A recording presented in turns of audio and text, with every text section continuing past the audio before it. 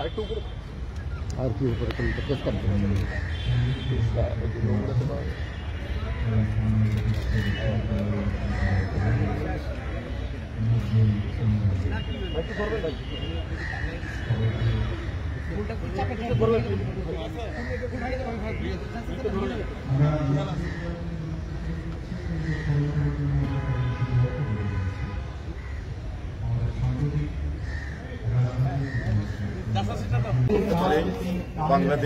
বাংলাদেশের মানুষ যেমন যুগে যুগে শিক্ষা গ্রহণ করেছে, তার কবিতা, তার লেখনী, তার সাহিত্য, তার গান আমাদেরকে বিভিন্ন সময় শৃঙ্খল মুক্ত হওয়ার জন্য আমাদেরকে যে প্রেরণা, আমাদেরকে যে তাগিদ দিয়েছে এবং লড়াইকে ত্বরান্বিত করার যে উৎসাহ জুগিয়েছে, এটা তুলনাহীন। আমাদের জাতীয় কবি কাজী নজরুল ইসলাম, আমরা দ্রোহের সময়, আমরা অত্যাচারীর শৃঙ্খল ভাঙতে, আমরা হাসতে হাসতে তার গান গাইতে গাইতে আমরা কারাগারে গেছি, আমরা মিছিলে গেছি, আমরা তার গান গাইতে গাইতে আমরা স্লোগান দিয়েছি। তাই আমাদের সকল আবার শান্তির সময় আমরা তার গানে উদ্বুদ্ধ হয়েছি। প্রেম, প্রকৃতি, ভালোবাসা, এমনকি আমাদের যে ধর্মীয় উৎসব, প্রত্যেকটি ক্ষেত্রে মানে আমাদের জাতীয় জীবন, ব্যক্তিগত জীবনের প্রতিটি পরতে পরতে কাজী নজরুল জাতীয় কবি আমাদেরকে উদ্বুদ্ধ করেন, আমাদেরকে আনন্দিত করেন, আমাদেরকে অঙ্গীকারবদ্ধ করেন এবং সেই কারণেই নজরুল আজও অত্যন্ত শুধু অপরিহার্যই নয়, অত্যন্ত প্রাসঙ্গিক। আজকের চলমান যে সংকট, রাজনৈতিক সংকট বা নানা সামাজিক সংকট, নজরুল আমাদেরকে এখনো এত বেশি প্রাসঙ্গিক, আমাদের এগিয়ে যাওয়া এবং যে কোনো ধরনের আমরা আগ্রাসনের মুখে, এই আগ্রাসন থেকে মুক্ত হওয়ার সকল অঙ্গীকার এবং সংগ্রামকে এগিয়ে নেওয়ার জন্য নজরুলের গান, কবিতা, লেখা, প্রবন্ধ আমাদেরকে উদ্বুদ্ধ করে যাবে, আজীবন উদ্বুদ্ধ করে যাবে।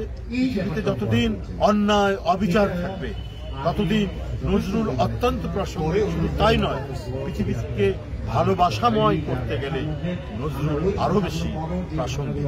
আমি আপনাদের সামনে শুধু এটুকুই বলতে চাই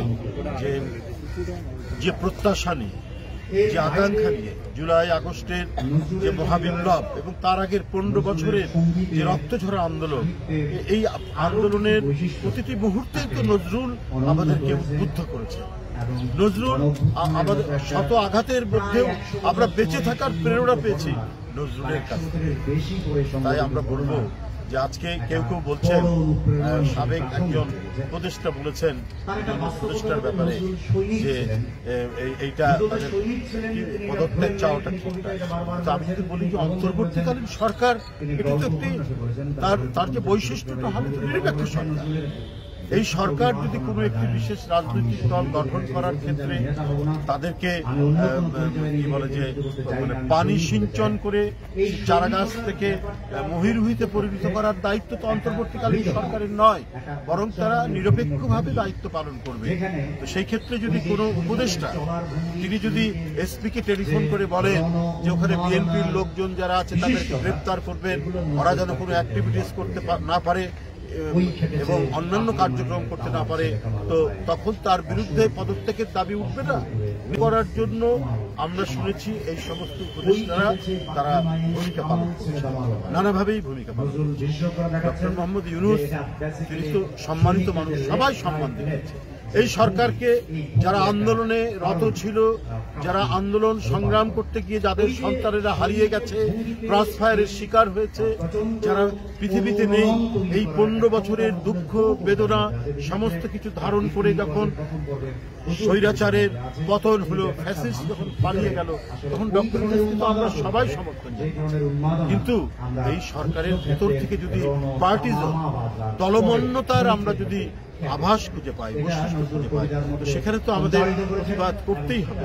কেন কুমিল্লার উপদেষ্টা, আমরা নিজে, শুধু আমরা না, আপনি এলাকায় আপনি শুনবেন যে মুরাদনগর হচ্ছে সেই উপদেষ্টার বাড়ি, এবং তিনি এসপিকে ডেকে বলছেন যে এখানে বিএনপির লোকজন গ্রেপ্তার করার জন্য দাঁড়াতে না পারে। তো তাহলে তো শেখ হাসিনার আমলেরই পুনরাবৃত্তি হচ্ছে। আপনার সেখানকার যে এমপি ছিলেন, আগের এমপি এবং মন্ত্রী যারা কায়কোবাদ সাহেব, তিনি বারবার রিং করে বলছেন যে আপনার কিছু বলেন, এটা কি ধরনের কথা? এখন তো মুক্ত পরিবেশ থাকবে, এখন তো শান্তিময় পরিবেশ থাকবে, এখন কেন সরকারের যারা পরিচালনার সাথে আছে তারা কেন এই ধরনের পার্টিজান ভূমিকা, বিতর্কিত ভূমিকা পালন করে?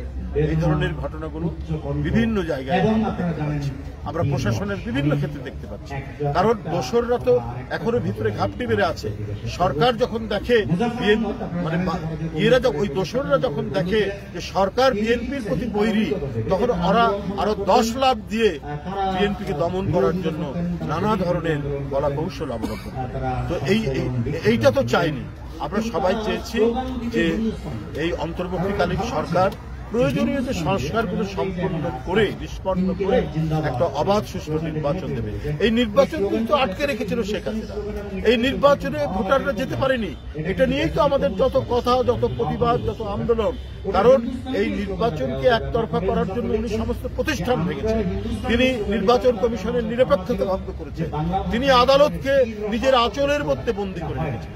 তো সেই পরিবেশ থেকে একটি মুক্ত পরিবেশ এবং সত্যিকার গণতন্ত্রের পরিবেশ ফেরানোর জন্য তো আমাদের মানে এই সংগ্রাম, আমাদের কি বলে যে আন্দোলন ছিল। তো তাহলে আপনার এই নির্বাচন নিয়ে গড়িমসি করা হচ্ছে কেন?